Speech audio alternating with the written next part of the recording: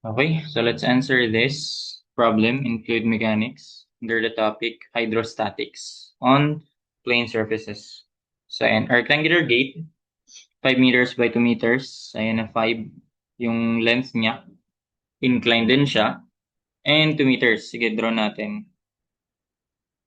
2 meters.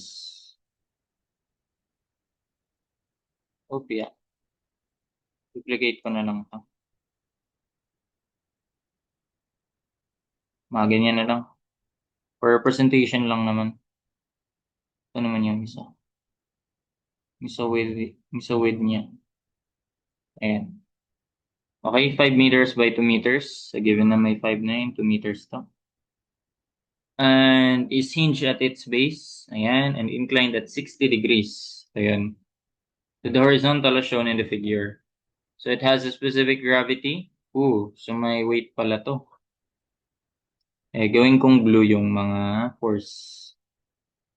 May weight to. Syempre, acting downward yan. And nasa centroid yan. Ang weight niyan is acting sa centroid nung gate. So, pag na-reflect mo siya dito, gawa ko ng perpendicular lang. So, andito rin yan banda. Centroid niyan. Gitna. Yan. Center of gravity. Pangalanan ko tong, store ko na lang yung values Pakita ko naman yung computation din Store ko na siya sa A. Ano pa? 60 degrees and incline 60 degrees to the horizontal. Ibig sabihin, 60 rin to, no? Ito, 60 din yan.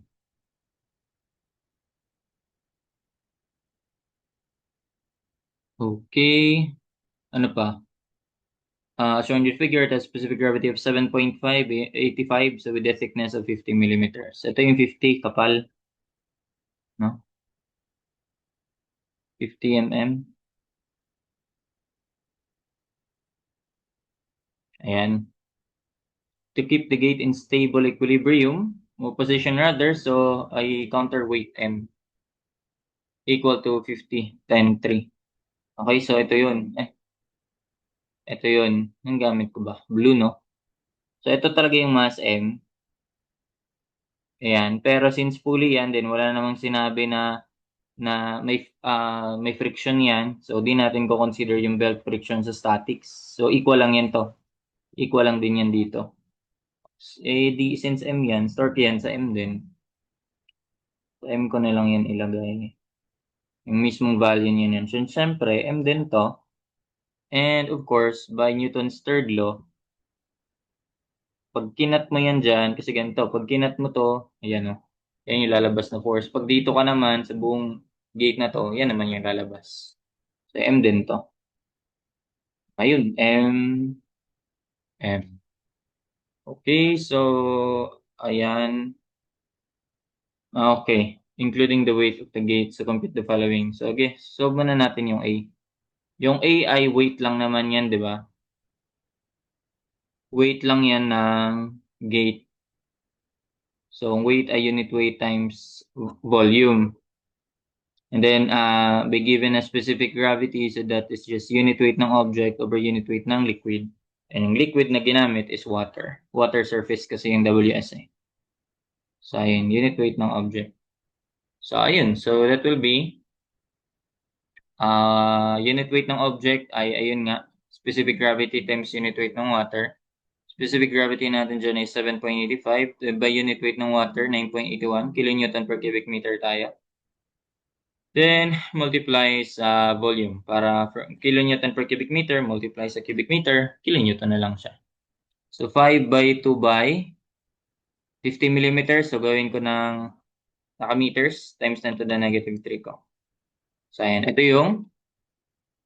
yung weight ng gate. Nasa A na yan.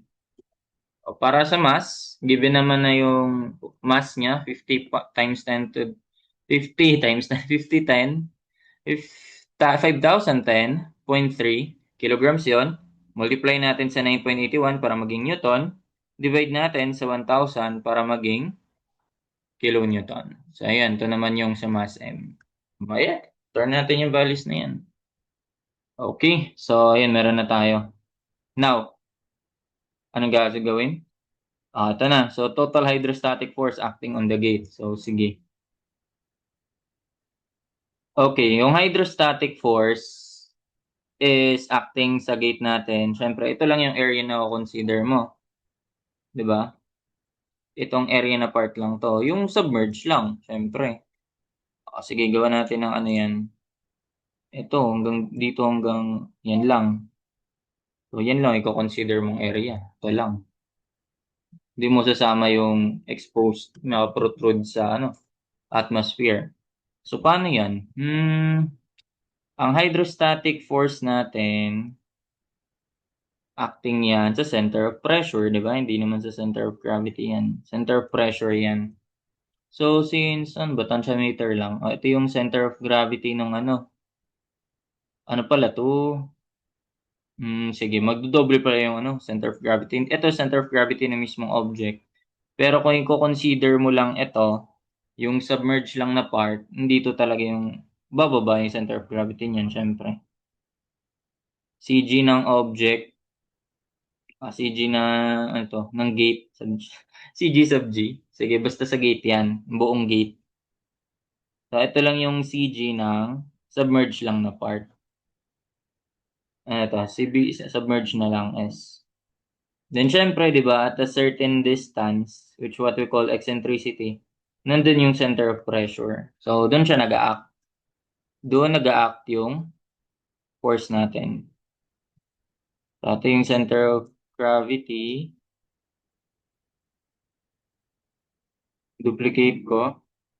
Ito yung center of pressure. Doon nag-a-act ang hydrostatic force natin. Yan. Then perpendicular siya sa surface.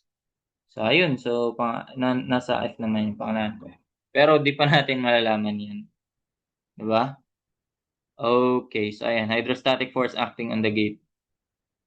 So, sige. Paano kaya yan? Solve muna natin. Hydrostatic force, paano yan? Gamma H bar area, di ba? Gamma H bar area. Gamma natin 9.81 kilonewton per cubic meter. H bar. Oh no! Hindi rin given yung height ng water surface. Pero ang H bar niyan, syempre, kalahati lang nito, di ba? Ibig sabihin, i-express pala natin yan in terms of ano, no? In terms of H, ang answer natin dito. Mhm. Ano ba siya ilalagay? Sige. Ganito. Bahin ko naman kulay. Purple. So, ito yung H bar. Ayan, yung center of gravity talaga papunta doon. H bar yan. Kalahati, which is kalahati yan ng H, di ba? Okay, so H bar ay H over 2 times ang area. Paano ang area? Sabi ko, ito lang yung area ko consider natin. Still 2 meters, pero paano yung height na yan? Yan, pangalanan ko na lang yan as Z. Sige, Z. Pangalanan ko yung Z, yung length na yun. Ito yung mga dimension ko, di ba? So, ito. Yung length na yan, pangalanan ko yung Z. Ayan. So, anong gagawin natin dito? Ayun, Z tapos yung H, di ba may relationship yan? Ayun, no? Pag nilipat ko tong Z dito, tapos ito yung H, yung vertical, yung vertical, edi makakabuo ng right triangle, di ba? Ito, right triangle. Lagay ko na lang din to. Ayan, right triangle yan. Ay, wait. Mali, mali, mali. Ito dapat. Mga dimension ko ay naka-purple. So, ayan, no? Right triangle yan. 60, opposite H over, tas sign niya yung Z. Di ba? Yung H. Tapos ito yung Z. Dito ko na lang ilano para di magulo dun banda. Di sign tayo. Sign 60 is equal to. Dito na lang kaya sa baba. Ayan. Sin 60 is equal to opposite. Opposite, yung H. Over hypotenuse. So yun yung Z. So express natin si Z in terms of H ay Z is equal to H over sin 60. Ano ba yung sin 60? Irrational yan eh, alam ko eh. 1 over sin 60. Tama ba? Okay. 1 over sin 60. Ay, ang pangit. Dami. Pero yung sin 60 lang. Ayun, square root of 3 over 2, di ba? So, pag nireciprocal mo yon 2 over square root of 3. Di ba? So, ganun lang gawin ko. Mas okay. 2 square root of 3 tapos h. Do equal lang naman yan dun sa kanina. Ayan o. 2 square root of 3 over 3. 2 over square root of 3. Naka-rationalize lang kasi yun. Parehas lang naman yan sila. Yan na. Yan na yung yung height. So, area niyan ay yung 2 meters by, ayan, 2 over square root ng 3. H. So, ayun, makaka-express nga talaga in terms of each word pala. So, that will be what? Eliminate natin yung 2, 2. Ano pa pwede? Wala na, no? Sige, so simplify ko yung h, yung f, express ko in terms of h. That will be 9.81 times, times 2. Times 2 ko na lang, no? Tapos yung square root of 3, kasi pag dinivide ko pa yun ng square root of 3, answer yun, di ba? Divide by, answer divide by square root of 3, magiging irrational na siya. Ayan, hirap na, pwede naman i-store, pero trip ko lang na ito lang muna, tapos i-divide ko na lang by square root of 3, di ba? Pag isusulat, ayun, 19.62 ba yun? Wala ka? 19.62 divide by square root of 3. Ano ka? H squared. Na yun. Express f in terms of h. Ano pa kaya? Ano pa kailangan natin? Haba-aba nito. Haba ba nito?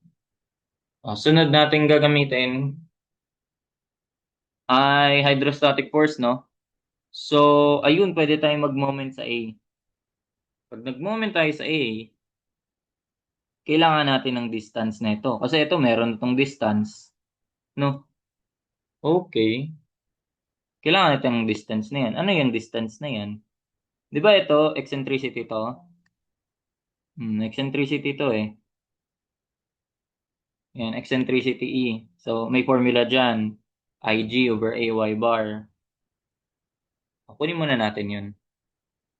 No? Kunin muna natin yun. Eccentricity. For the eccentricity, IG over area, Y bar. Yun. Magamit naman natin eh. IG, same lang din sa kaninang pagkuha ng area. Ganun lang din yun. So, ang area ay 2 by yung height, ang Z. Ang Z ay, ito lagi, H over sin 60. Tama? IG. Base, yung 2, ang height niyan ay yung Z na H over sin 60. Or, ito pala, may mas simple na pala, no? Yan, i-cube natin yan. 2 over square root ng 3, H cube. Base height cube over 12. Yung 12, ibababa ko na. Tapos times area. Na ganun din, 2 by 2 over square root ng 3, H. IG over area tas Y bar. Ano yung Y bar? Ayun, pwede pa na natin yan express in terms of ano din. In terms of H. Bababa ko lang. Kasi, sabi ko nga kanina, kung yan yung H bar, vertical, ito naman yung Y bar. Hindi ko ba nasulat, no? Ayun. So, ito naman yung center of gravity nung sa submerge na. Ito naman yan. Yun yung Y bar. So, ayun. May triangle din na na-form dyan, di ba? Sin 60 lang din yan. Y bar. Ayan. So, paano? Sin 60 ulit. Equals opposite H bar over hypotenuse Y bar. So, para masolve natin si Y bar, that will be H bar over sin 60. O, parehas lang nito. Di, gawin ko ng H bar over sin 60, di ba? Di gawin ko ng ganyan. 2 over square root ng 3. H bar. H bar yan, di ba? And ang H bar, alam natin na kalahati lang yun. H bar, kalahati ni H. Okay, so ibig sabihin, ano pala to? 2 by square root ng 3 times h over 2. Na-cancel. Maka-cancel din pala. 2 over 2. H over square root of 3 lang pala. Mas okay kasi sinisimplify natin, di ba? Ayun, h over square root ng 3. Ito lang talaga, no? Y bar. Okay, h over square root ng 3. Tama? IG bisect cube over 12 area, y bar. Okay, so yan, naka-express na in terms of h. Okay, shift solve, ay hindi, calc na natin yan. So, yung mga constant lang, 2 by 2 over square root ng 3, h cube, constants lang muna. Over 12 by 2, 12 by 2, 12 by 4 na nga lang. Tapos yung baba is square root of 3 times square root of 3. Agree naman na, ano lang, square root of 3 squared or simply 3 na lang. Yun, square root of 3 over 9. Di ba? Simple. Square root of 3 over 9. Kesa sa mag-decimal ka, may masisimple, naka-radical nga lang. Pero simplest, or ano siya, madaling isulat. Square root of 3 over 9, then yung taas, yung h natin, h cube over h squared. E di h na lang. Ayan. Express natin sa f and e in terms of h. Ayun. So, paano yan? Magmo-moment tayo. Haba, grabe. Summation of moment about a is equal to 0. So, ayan. Paano na yan? Anong imo-moment natin dyan?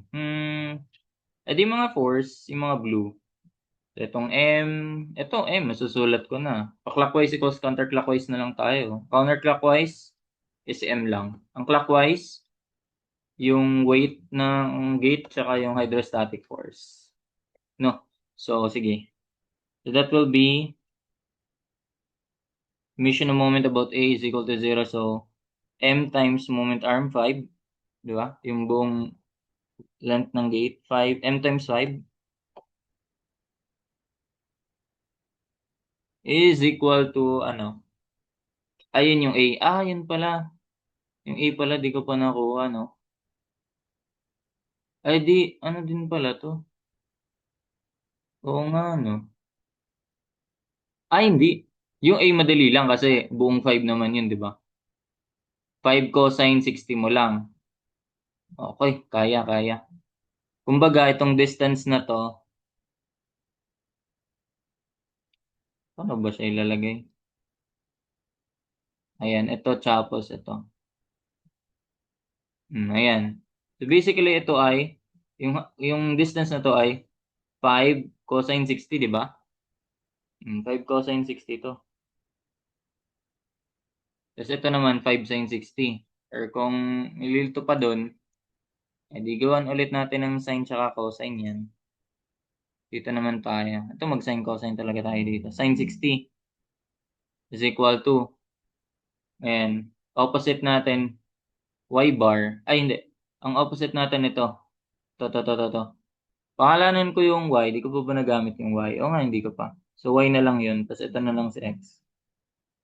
Okay? So, ayan. So, sin 60 is equal to opposite y over hypotenuse, yung 5. Di ba? 5 sin 60. Pag cosine 60 naman is equal to adjacent yung x. Adjacent x over hypotenuse yung 5. So, 5 cosine 60. Di ba? 5 cosine 60. Y, tas 5 sin 60. Pero, kakalahatiin mo siya kasi nandito siya eh. Nandito yung, di ba, gitna yan. Yung centroid ng mismong object is nasa gitna. Pag x, gitna rin siya in terms of y. Grabe yung complicated na. Tanggalin ko na lang yung mamaya. And gitna rin siya dito. Kalahati din to ng sin 60. 5, 5, sin, 5 cosine 60, ito kalahati. Ito naman kalahati ng 5 sin 60. Ganun. So, para makuha sa A, moment arm niya, ang moment arm naman yan, ay A times, ito yung A, yung nasa blue, times, ito lang yan, 5 cosine 60 over 2. Ano yung simplest form nun? 5 cosine 60 over 2. 5 fourths. Kaya pala no? 5/4.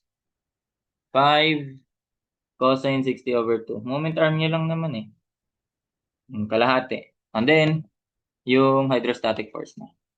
For the hydrostatic force, moment arm niya naman ay, ito yung buo. Ito.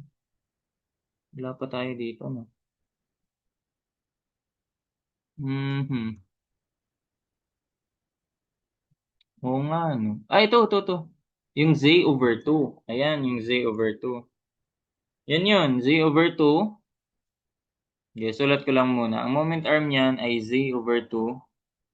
Kalahati. Dito ka na sa ano. Kalahati ng Z/2. Dito ka. Sa mismong center of gravity nung sa submerge. Babawas mo lang yung E. Diba? O, Z/2 minus E.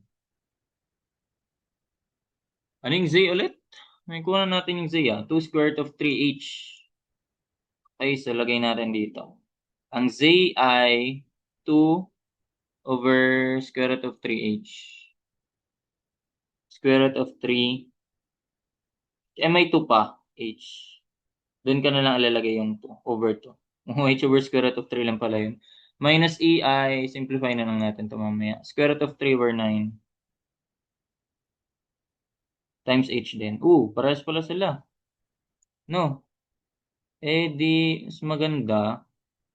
Cancel. So, H over square root of 3, simplify natin. That will be what? H over square root of 3 minus square root of 3 over 9H. Okay na yan. H. Factor out na lang sa H. Yun. Masasolve pala sa H.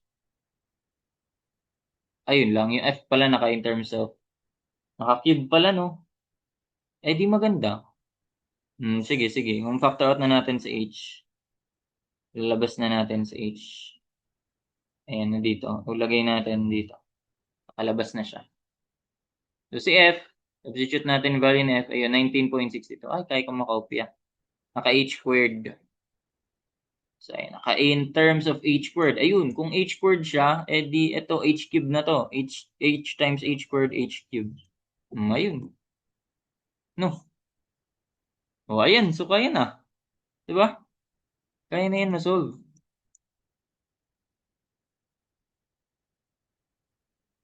Ayan. So, di tayo mag-shift solve dyan. Pangit kasi. Di natin masastore ka agad eh.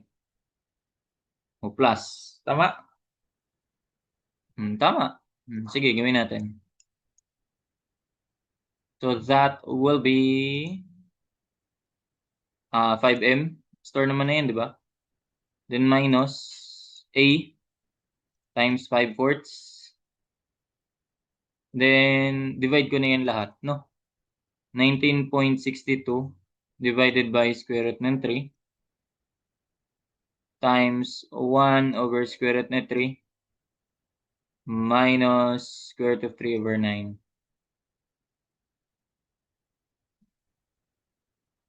45. Cube root mo yan kasi H cube yan eh.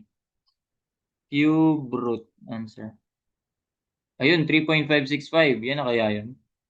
Ministore na ba ako sa Y? Wala pa. Sige, sa Y mo na yan. Store ko yan sa Y. Hindi ko pa na-store, di ba? So, yun, H. Store kay Y. Nagtamad ako isulat eh. Naka-store naman na yan. So, yan yung H.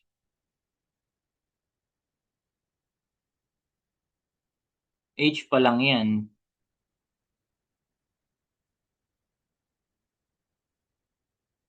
Meters.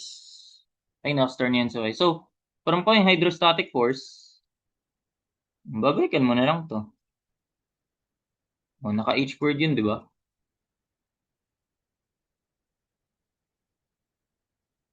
F is equal to 19.62. Ay, naka-store naman yun sa Y. 19.62 H squared divided by square root of 3. And voila!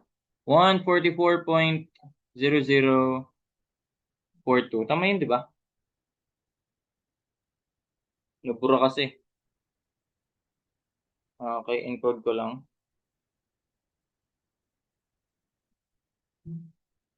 Tama, 144.0042. Ayun. 144.0042 kilonewtons. Okay. So, location of the hydrostatic force from hinge A.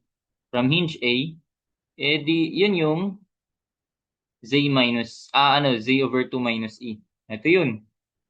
Z over 2 minus E. Yan na mismo. Yan mismong yan. Ano yan pag na-simplify? Z over 2 minus E. So, Z over 2 minus E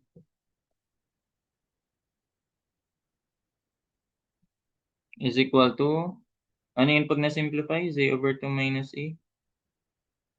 O, ayun. May H. Ay, di ko nilagay.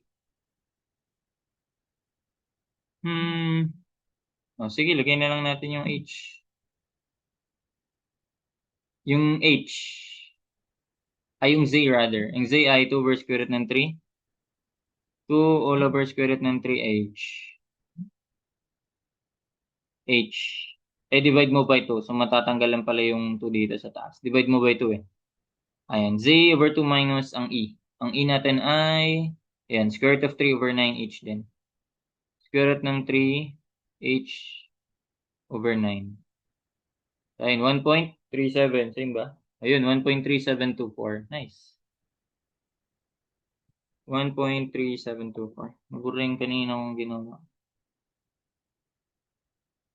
Meters. Then, yan, water level H for which the gate will start to fall. Ha? Water, ay ito. Yun na yun pala. Nalabas na rin. Pares yan eh. Yun na rin yun. Yan na rin pala solution sa lahat. No? 3 point, ano nakalagay? Yan, 5655. Yan na rin yun. H was 3.5655. Doon na pala lahat. 3.5655. And finally, if the weight of the gate is excluded. Okay. Hindi tatanggalin lang yun. Modify mo lang. Kahit nga lagay ko nga to dito. Ano yung naging equation natin dyan? Ay, 1.37. So, h over square root of 3. Naka in terms of h tayo. H over square root ng 3 minus square root of 3 over 9h. Square root of 3 h over 9. So, ito yung mismong h.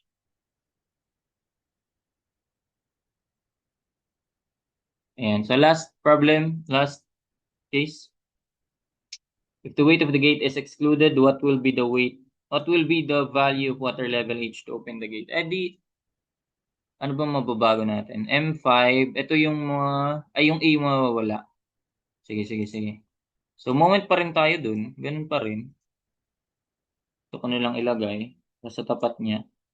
Again, if the weight of the gate is excluded, ito, wala yung A natin dyan. So, what will be the value of water? So, most likely tataas talaga yan kasi nabawasan yung ano eh. Yung ito, pa-downward, ayan. Natutulong kay F. Ayan. Tama ba? Ayun, 3.56, 3.8. Ayan. Tatanggalin ko to. Ito na nga lang ba? Ayun lang, analyze natin. Umiyak, padalos-dalos. Or, ayan. So, times 5 moment arm, then F. So, wala yung weight. Oo nga, yun pa rin. Express mo lang siya in terms of ano. Ayun, matatanggal lang yung 5/4. No?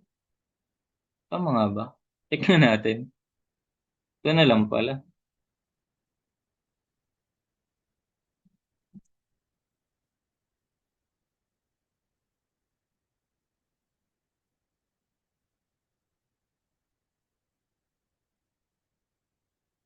Ayan. So, tanggal lang to. Literal. Di ba? Wala namang ibang bearing yan eh. 1960 na yan. H cube. Ayan.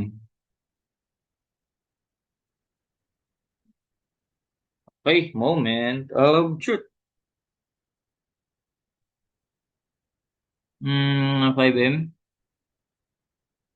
divided by 19.62 divided by square root of 3 times 1 over square root ng 3, then minus square root ng 3 over 9. H cube yan, cube root natin. 3.8342. And voila. That's how you get those answers. H prime na lang. So, ayun. H prime. H prime.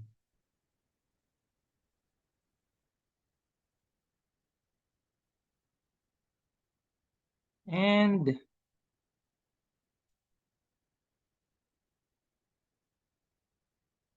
ayan. So 3.8342 meters. So that's it. For this problem, tuloyin ko muna.